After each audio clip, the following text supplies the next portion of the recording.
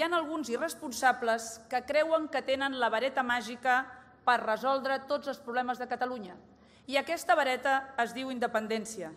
Jo vull dir-vos a tots vosaltres que no hi ha varetes màgiques i que la independència no solucionarà res a Catalunya, empitjorarà la crisi a Catalunya i ens portarà a un camí sense sortida.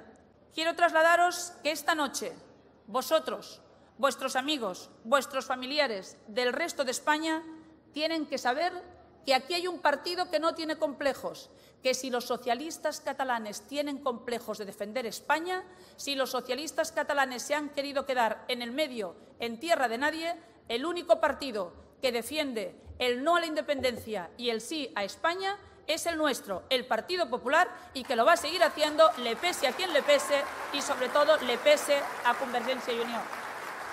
Solo nos quedan 2 semanas. Hoy empieza la cuenta atrás y estamos ante una encrucijada histórica. Y quiero que le digáis a la gente que hay que mojarse.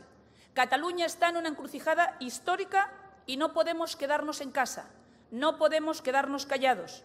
Estoy segura de que nosotros, la Cataluña silenciosa, no lo va a hacer, como esa Cataluña silenciosa que salió el 12 de octubre a decir alto y claro, sin la ayuda del Gobierno de Cataluña, que somos catalanes, que somos españoles y que queremos seguir siendo lo que somos, catalanes y españoles. Sale cada día a la calle con energía de